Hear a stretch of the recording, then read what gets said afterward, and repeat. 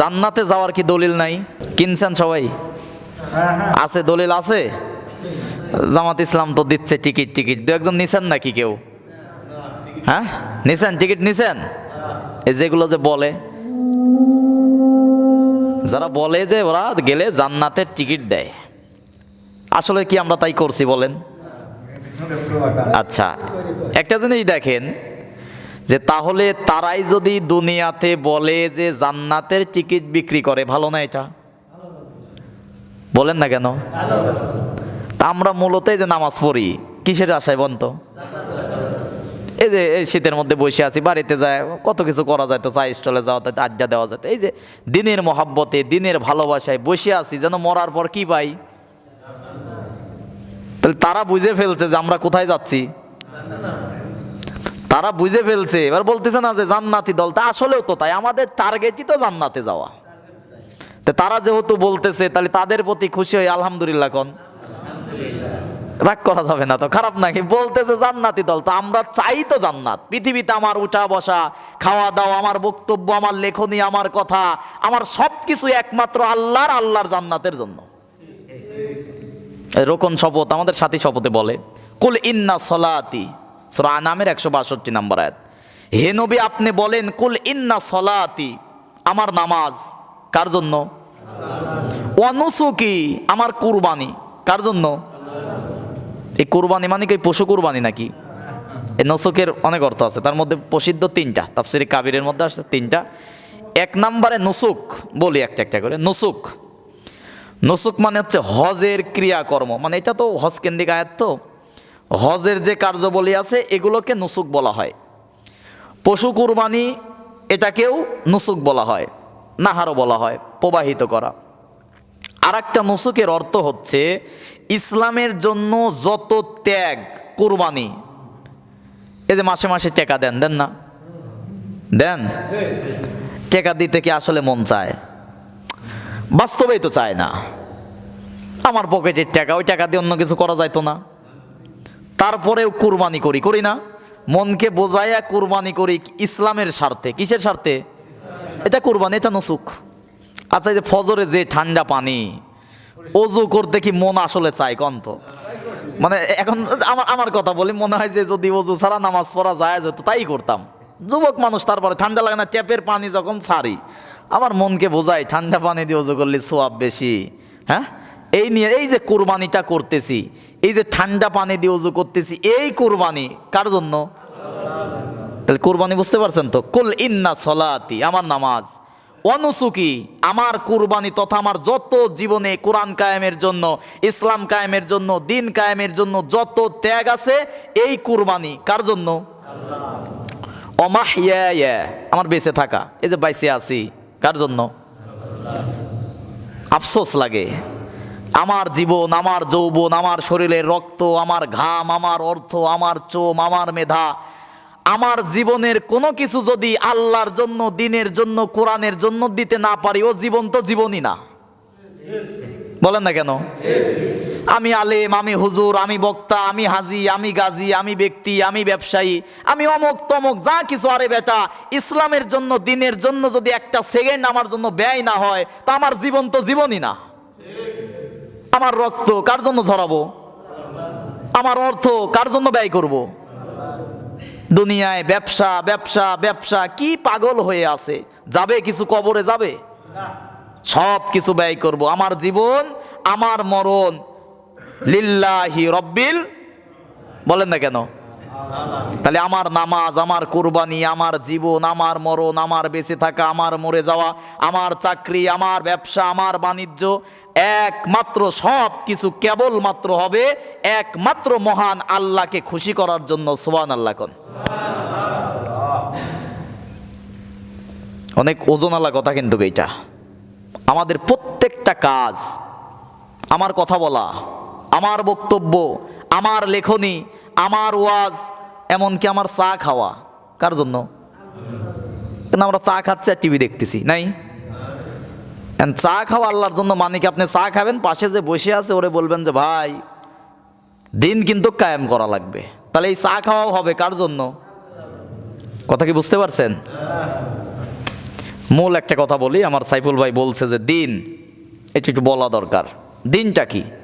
আজকে কি বার গেল বলেন? শুক্রবার। শুক্রবার কি এটা দিন না একটা? বলেন শুক্রবার কি দিন? আচ্ছা, আমাদের দিনের নাম কি বলেন? দিনের নাম ইসলাম। অর্থ হয় না, দিনের নাম ইসলাম না। ইসলাম হচ্ছে আল্লাহর পক্ষ থেকে পাঠানো একমাত্র পরিপূর্ণ জীবন ব্যবস্থা। বোঝাতে পারছি? দিন মানে কি? দিন মানে, দিনের অনেক অর্থ, হাজার হাজার অর্থ। দিনের একটা অর্থ হচ্ছে জীবন ব্যবস্থা। দিনের আমরা বলি না দিন মানে ধর্ম। দিন মানে কি বলেন? দিন মানে ধর্ম। ভুল ব্যাখ্যা এটা। ধর্ম মানে হচ্ছে ধারণ করা। যে জিনিস ধারণ করে তারে বলে ধর্ম। আগুনের ধর্ম কি কন্ত? পানির ধর্ম, বরফের ধর্ম ঠান্ডা লাগা, মানে আইসের ধর্ম কি? ফ্যানের ধর্ম কি? ধর্ম মানে যা ধারণ করে তার নাম। আর আমার ইসলাম ধর্ম না তো, আমার ইসলাম পরিপূর্ণ জীবন ব্যবস্থা। সুবহানাল্লাহ। পরিপূর্ণ জীবন ব্যবস্থা মানে কি? আমার চলা ফেরা, উঠা বসা, খাওয়া দাওয়া, ঘুমানো, বিবাহ শাদী, বউ তালাক, এরপরে কবর, এরপরে জানাজা, এরপরে কি মানে মানুষের জীবনে যা লাগে তাই আছে যার মধ্যে, তার নাম দিন, তার নাম ইসলাম। সুবহানাল্লাহ। কি বোঝেন? কথা বোঝেন? আর একটা হচ্ছে দিন মানে হচ্ছে, তাহলে দিন মানে আসলো কোন থেকে? ইসলাম। আর ইসলাম মানে কি? শান্তি। ইসলাম মানে দুইটা অর্থ। এক নম্বর হচ্ছে ইসলাম মানে হচ্ছে আত্মসমর্পণ করা। কি করা? আমরা আত্মসমর্পণ করব কার কাছে? এই যে নামাজে স্যালেন্ডার, আল্লাহু আকবার মানে কি? আর দুনিয়ার সাথে আমার কোনো সম্পর্কই নাই। আল্লাহু আকবার বলে নিয়ত বাইদা আমার একমাত্র সম্পর্ক কার সাথে? আত্মসমর্পণ করা। এখন নামাজ বাঁধলাম, আল্লাহু আকবার করে হাত বাঁধার পরে দাড়ি চিরনি করা যাবে নাকি? টুপি লারা যাবে না? কি লারা যাবে না? মোবাইলে যদি রিংটোন আসে কি লারা যাবে না? বলি দেখেন, মুফাসসির ইকরামের একটা মত বলি। মোবাইল তো বাজে ওঠে, অনেক সময় বাজে ওঠে না? একজন করে বলি সুবহান রব্বিয়াল আলা, সুবহান রব্বিয়াল আযীম। একটা তাসবিহ আছে না রুকু সিজদায়? 3 বার বলার সময় যতটুকু, এতটুকুর মধ্যে একটা হাত দিয়ে আপনি কোনো কিছু করতে পারবেন, সমস্যা নাই। কয় হাত দিয়া? মোবাইল ধরেন যে রাখছেন পকেটে, রিংটোন বাজতেছে, এক হাত দিয়ে পকেটে হাত দিলেন, সুবহান রব্বিয়াল আলা, সময় গেছে না? সময় শেষ। আবার বাই করতেছি সুবহান রব্বিয়াল আলা, সামনে নিয়ে কাটতেছি বা চাপ দিলাম, 3 তাসবিহ চলে গেল না? তার মানে কি নামাজ কি আর থাকে? বলেন না কেন?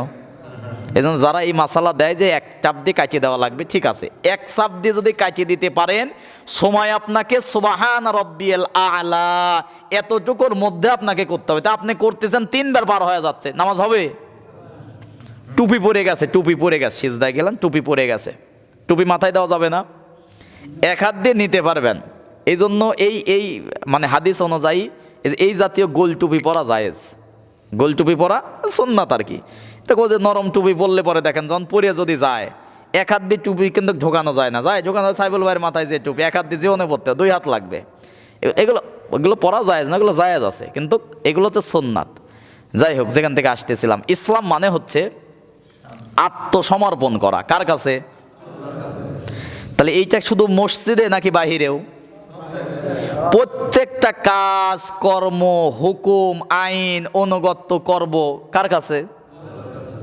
এর নাম হচ্ছে আত্মসমর্পণ। এখন অর্থ ইসলাম মানে যে শান্তি শান্তি বলতেছে, আত্মসমর্পণ করব যখন, তখন থেকে ইসলামের বিধিবিধান মানার পরে আল্লাহ দিবি শান্তি।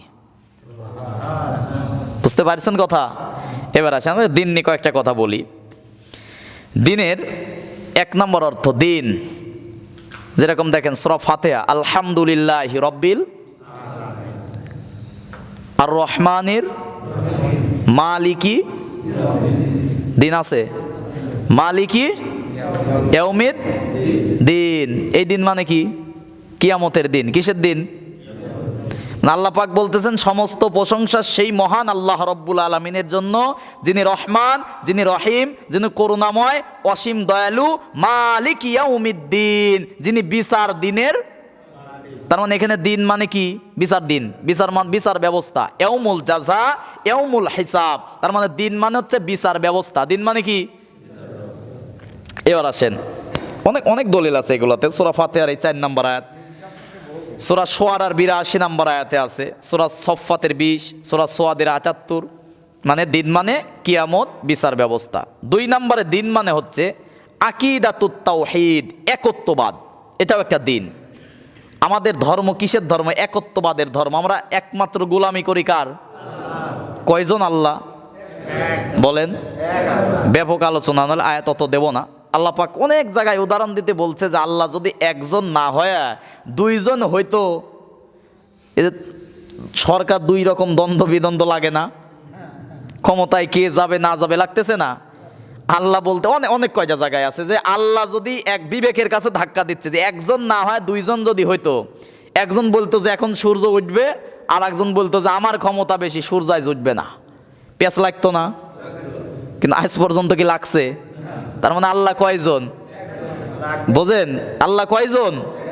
আল্লাহ পাক সূরা বাকারার 132 নম্বর আয়াতের মধ্যে ইব্রাহিম আলাইহিস সালাতু ওয়াস সালামের কিছু ঘটনা দিয়ে বলতেছে, ওয়াওয়াসসা বিহা ইব্রাহিমু বানিহি ওয়া ইয়াকুব।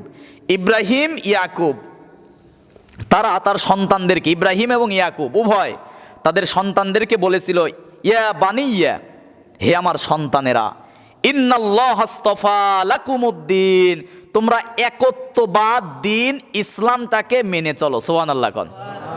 তাহলে এখানে হচ্ছে একত্ববাদ, আকীদাতুত তাওহীদ, একমাত্র দিন, একত্ববাদ। এর অর্থ হচ্ছে দিন। এর অর্থ কি? দিন। আচ্ছা, এরপরে আসেন 3 নাম্বার দিন। আমরা যে দিনের কথাই বলতেছি, দিন মানে হচ্ছে শরীয়ত। দিন মানে কি?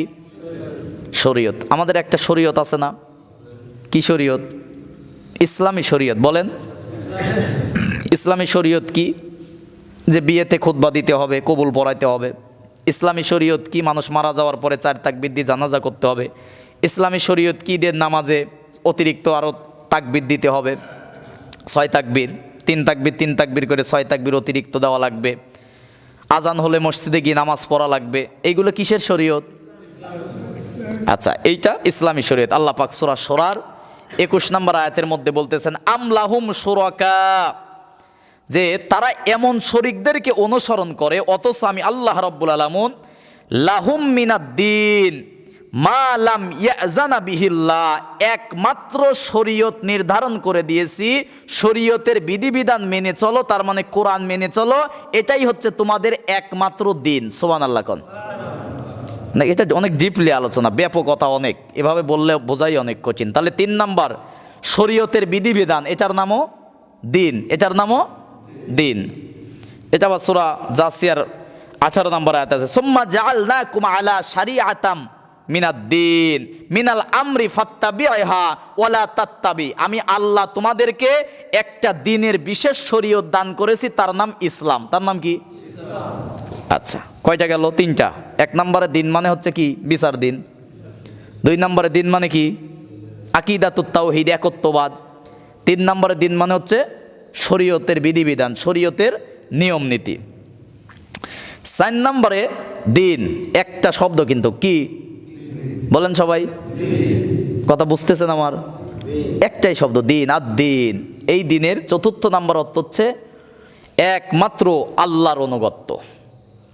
ওমা উমিরু, সূরা বাইয়ানের মধ্যে আছে 5 নম্বর আয়াত, ওমা উমিরু ইল্লা লিয়াবুদুল্লাহা মুখলিসিনা লাহুদ্দিন, একমাত্র মুখলেস, একমাত্র মুখলেস মানে কি? অনেকের নাম আছে না মুখলেস, ওই মুখলেস নাকি? মুখলেস মানে কি? একনিষ্ঠ। বলেন মুখলেস মানে? একনিষ্ঠ মানে একজনের জন্য করা, এর নাম মুখলেস। আমরা যে মুখলেস মানে আমরা যে সব কাজ করি কার কার খুশির জন্য? আল্লাহ বলতেছেন ওমা উমিরু, তোমাদেরকে আদেশ করা হয়েছে ইল্লা লিয়াবুদুল্লাহ, একমাত্র ইবাদত করব কার? কিভাবে?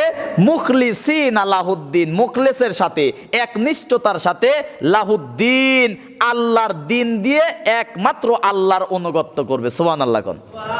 তাহলে এখানে দিন মানে হচ্ছে আল্লাহর অনুগত্য, আল্লাহর অনুগত্য। এবার আসেন 5 নাম্বার, দিন মানে হচ্ছে ইসলাম। দিন মানে কি?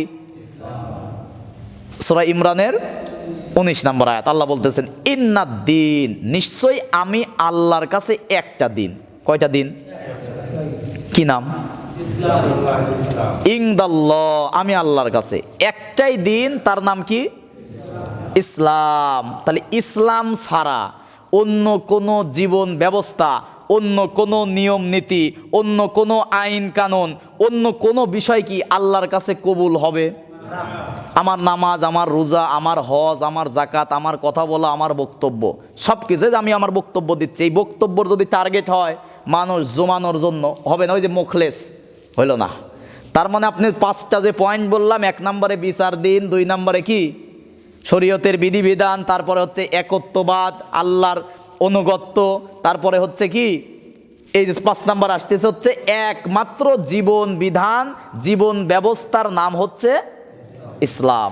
তাহলে ইসলাম কি মানা লাগবে না? কবরে যায় কি বলে? বিসমিল্লাহি ও আলা মিল্লাতি রাসূলিল্লাহ। প্রশ্ন ফেরেশতা আসবে, মান রব্বুকা, রবকে বলতে পারবো?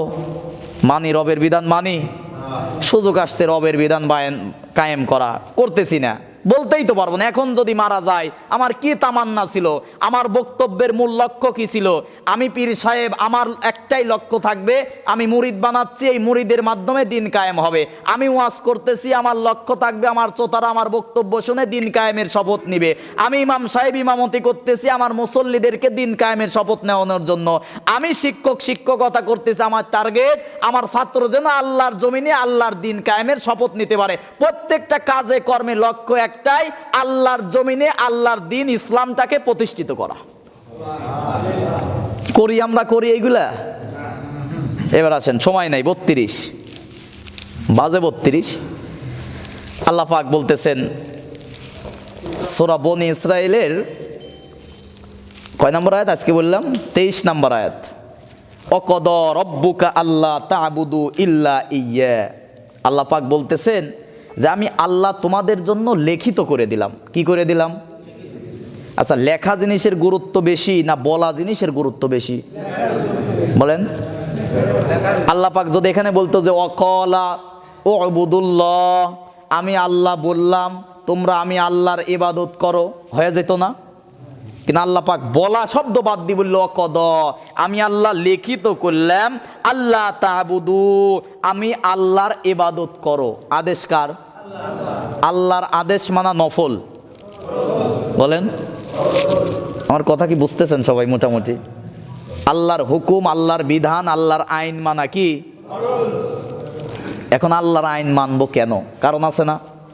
একটা কারণ দেখেন, সূরা জারিয়াতের 56 নম্বর আয়াত আল্লাহ পাক বলতেছেন ওমা খলাকতুল জিন্না ওয়াল ইনসা ইল্লা লিয়াবুদুন, একমাত্র আমি আল্লাহ জিন এবং ইনসানকে সৃষ্টি করেছি শুধুমাত্র কেবলমাত্র আমি আল্লাহর ইবাদত, আমি আল্লাহর দাসত্ব, আমি আল্লাহর গোলামি করার জন্য।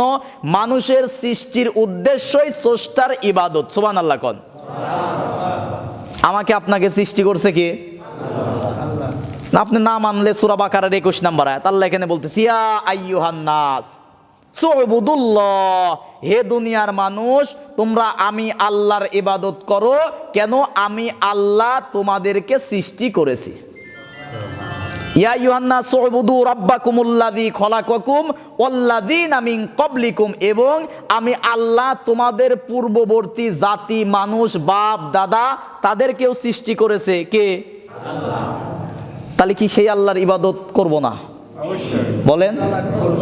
1 নাম্বার কথা, 1 নাম্বার কথা, আমাকে আপনাকে সৃষ্টি করেছে আল্লাহ। মূল টার্গেট হচ্ছে একমাত্র ইবাদত দাসত্ব করব কার? সৃষ্টির মূল উদ্দেশ্য স্রষ্টার। বলেন না কেন?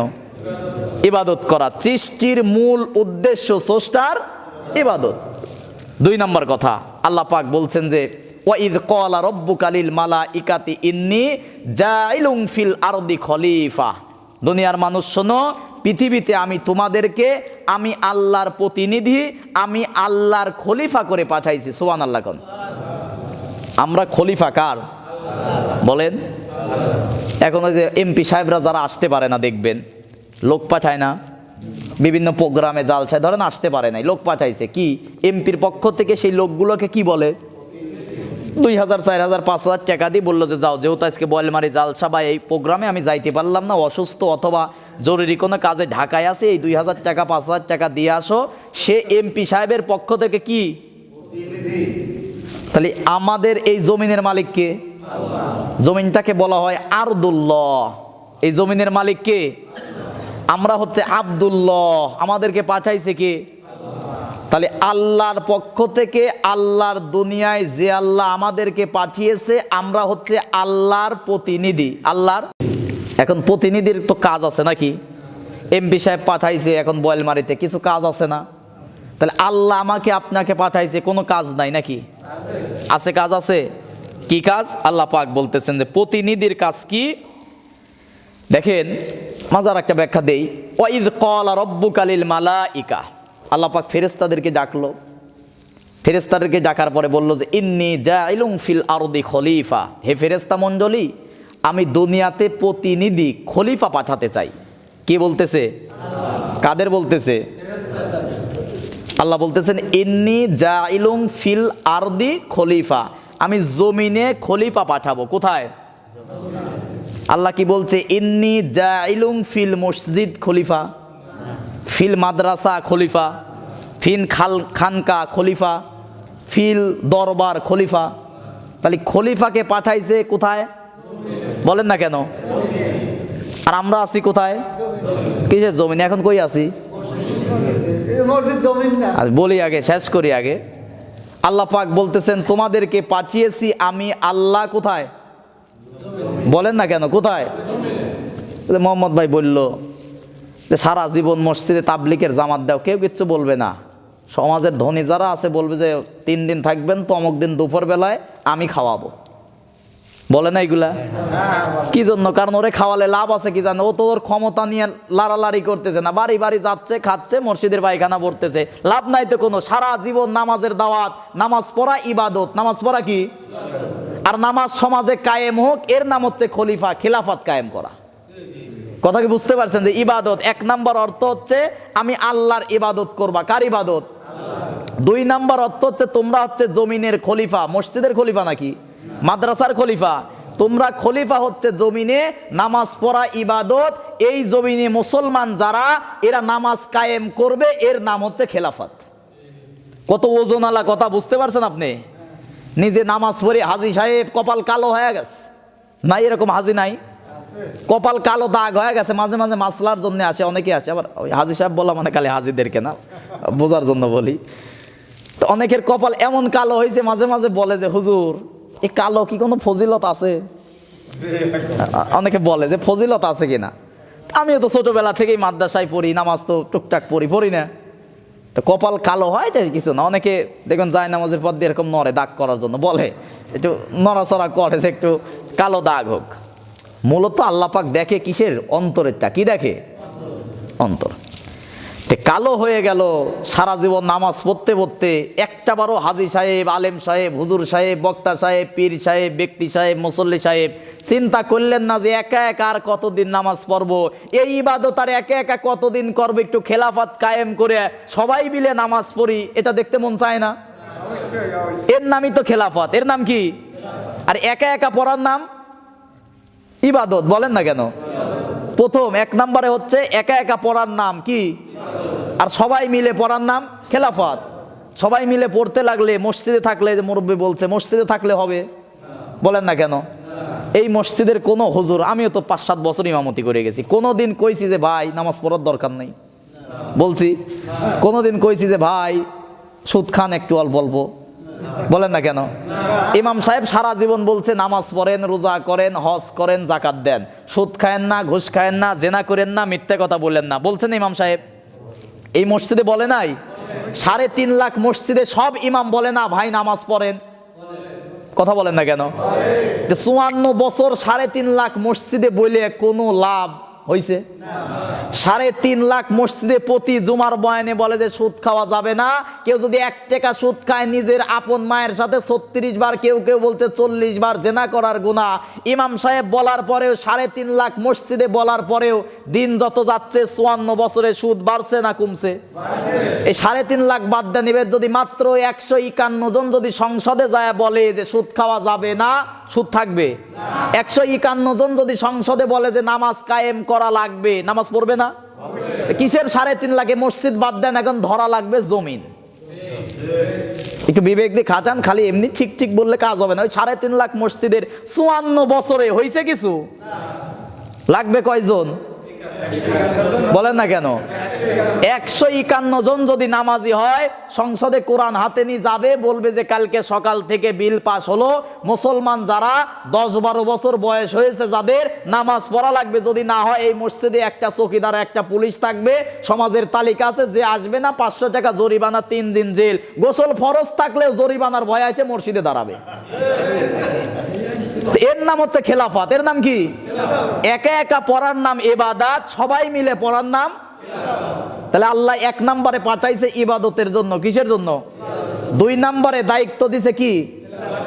আর একটা খেলাফতের কি দায়িত্ব? আল্লাহ পাক বলতেছেন সূরা সুয়াদের 26 নম্বর আয়াত, দাউদ নবীকে আল্লাহ ডাক দিচ্ছে, ইয়া দাউদ।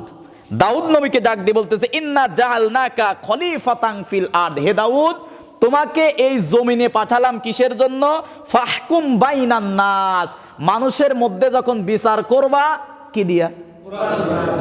তাহলে খলিফার কাজ কি?